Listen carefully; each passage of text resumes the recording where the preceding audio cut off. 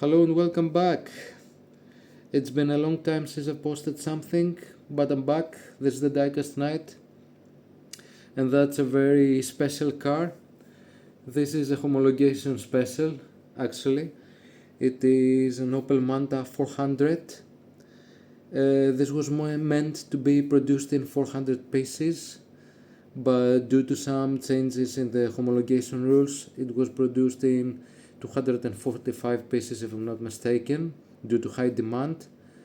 The homologation rules changed in the 80s, so the manufacturers were not obligated to produce 400 pieces, but to produce 200 pieces. So that's what they did, but due to high demand, they produced 45 more pieces, so the total of 245 Opel Manta 400s were produced. This is a rare color, it's the silver one.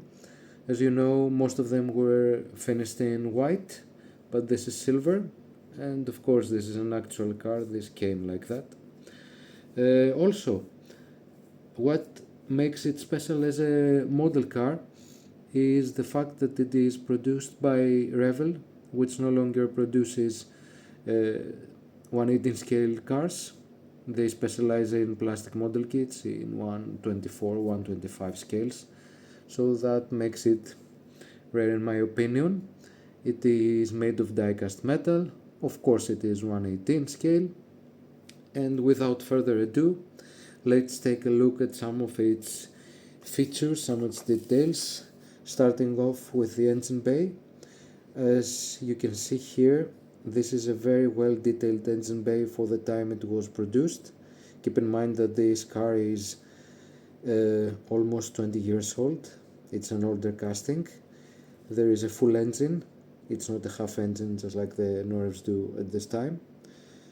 The wiring is there, the airbox, the battery, the distributor, the brake reservoir, the strut mounts, everything can be seen here. This is a 2.4 engine, 2.4 liters, that used to produce I think 145 bhp because it was fuel injected, but all the boy racers that bought this car converted it to carbs, so it achieved about 250 bhp if I'm not mistaken. Moving on, here are the wheels, which were made by Revell. Sadly, there are no brake calipers, but there are some brake discs. The tires look good. There is no tire writing.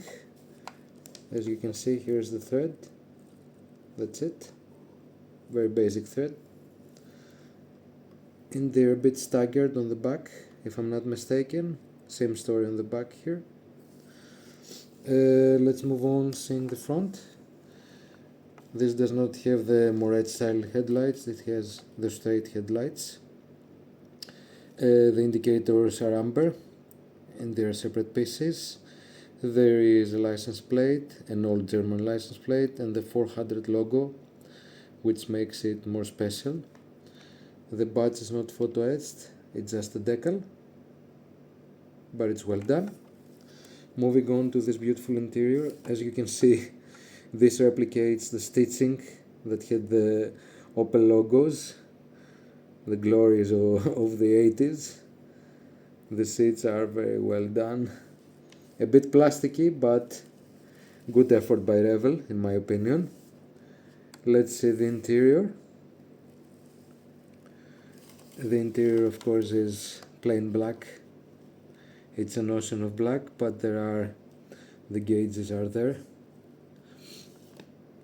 The camera will not be able to focus, but here it is. These are all the gauges. The petals were done well. Sadly, there is no carpeting, but there is an imitation of carpeting. It's plastic. The door cards are as basic as they get. Here they are. Here is another look. Let's go to the other side. Same story here. This is the other side, the passenger side of the interior. Of course, it's a manual.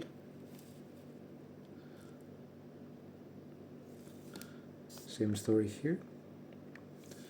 The windows are frameless and the glass has very good clarity. Moving on to the back, let's see the back of this car. This is the spoiler, and these are the taillights.